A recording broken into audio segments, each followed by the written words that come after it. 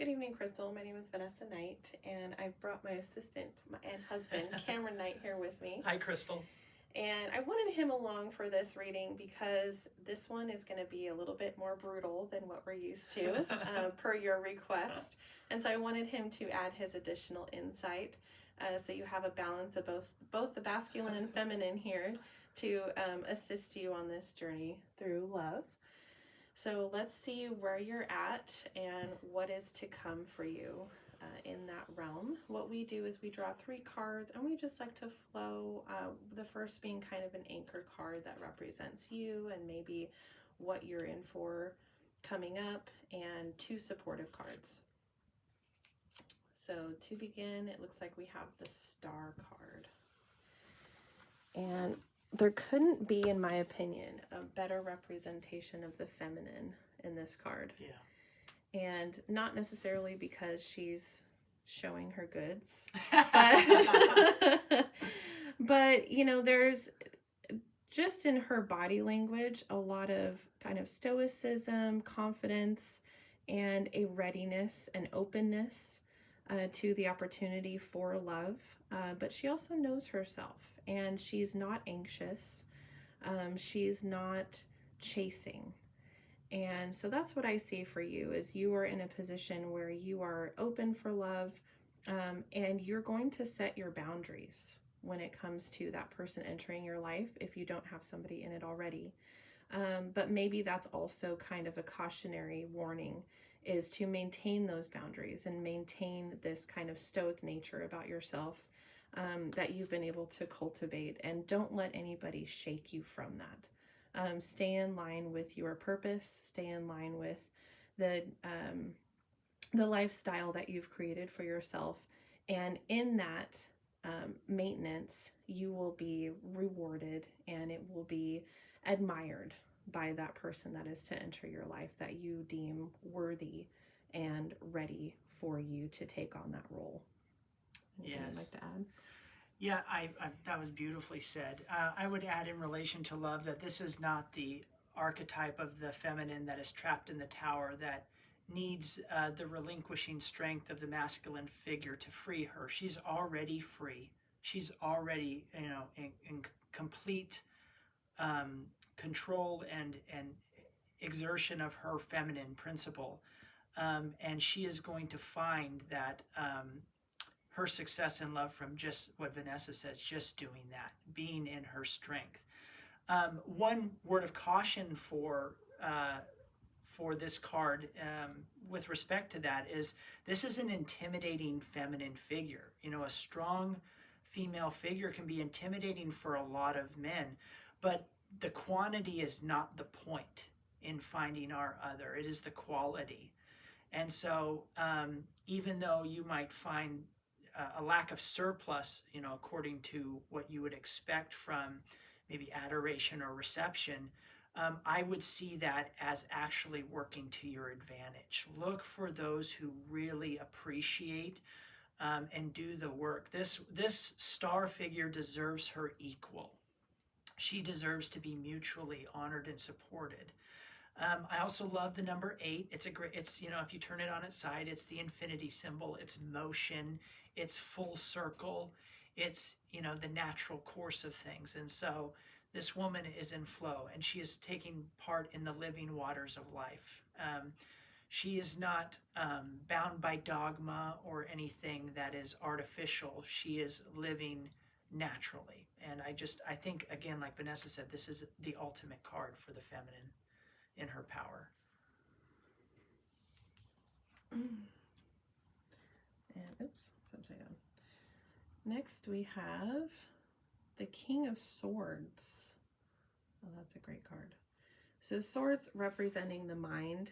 This to me ties in really beautifully with the Star card, because kings are in position of power. I feel like you are a very powerful figure who has control over your mindset.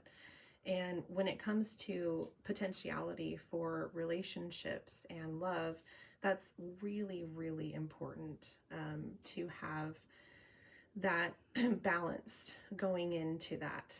Otherwise, it could just be chaotic. And as you interpret things, they could be misinterpreted.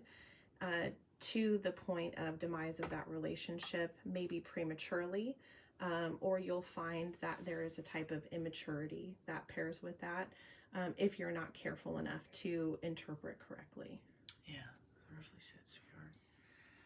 I would add to that too as well that one of the things I love about the fairy tales is they really demonstrated the difference and importance between the masculine and feminine. They were not two of the same thing. They were counterparts to one another.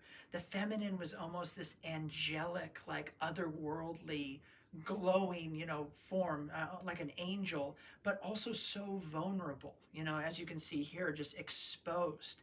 She needed something hard and sharp and protective to form a perimeter around her so she could exude her intuitive nature that benefited the masculine. So to you, I would say, even though I do believe that opposites are wonderful attracting points, so long as the foundation between the two people are the same, that they have that same heart-centered desire. So to you, I would say, don't be afraid to look upon others that are not like you, that have a strong character and a wisdom about them, but might be the things that they're interested in or how they approach things might be a little bit out of your wheelhouse, because it's in that dichotomy that a lot of potentiality exists for a wonderful relationship. Mm-hmm. And thirdly, the Hierophant. So this is calling upon you to really check your spiritual walk and your alignment. Your alignment with yourself, your alignment with your purpose, and your alignment with a readiness of spirit to enter into that relationship realm. Because if you don't, as a cautionary tale, again, things may go south pretty quickly. And you don't want to really excite something that is going to just lead to destruction if you're not ready for it. So this is a time for you to really be introspective, but also understand that you have the power over your mind and over your spiritual walk in order to open yourself up to something that is going to align with you in that. I agree. You couldn't have said it better.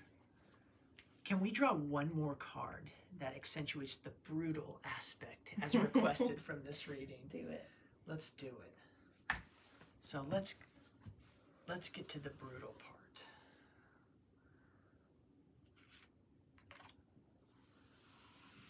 What brutal thing does Crystal need to know? The Queen of Swords. Do you want to speak on this one? No, you go ahead and lead the way. Her feet are to the fire. Yeah. That couldn't be any more brutal. But she is also in her power. She's in her true nature of the feminine, and she's ready, but she's not going to be shaken. She's not going to be moved. She's not going to compromise any part of herself for any relationship.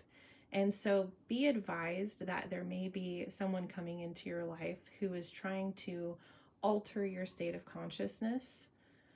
And you want to really use your discernment in this case and understand and be able to see. So maybe if you're someone who prays or someone who can meditate on the idea that you do have that within you to be able to discern the difference. Anybody on the outside can look like they have it together and that they can say the right things and do the right things and align with you in ways that you may think, oh, this person is the one. But you're really going to have to be able to have those eyes to see that before you enter into any kind of relationship, before you say, oh, I didn't see that one coming. So be cautious. And this speaks not only of yourself, but to those that will be approaching you. You need to put them to the test. You need to put their feet to the fire. You know, there's a lot that can be said and done without having to be overtly formidable. But you need to be more selective, because when you avail yourself to the world, especially as a woman, you know, you need to be able to discern and to let your priorities be known, in order to kind of scare away or burn away those that are not worthy of your time. So that's the brutal part that I would say to you. So wonderful. Awesome. Yeah. Well, thank you so much, Crystal. We hope this reading was brutal enough for you. Yeah. And we really do wish you all the best. This is our favorite topic of love, and we are grateful that we were able to assist you on this journey in this form. So if you care to in the future, we would love to be able to serve you again. But for now, we wish you the best. Thank you, Crystal. Bye-bye.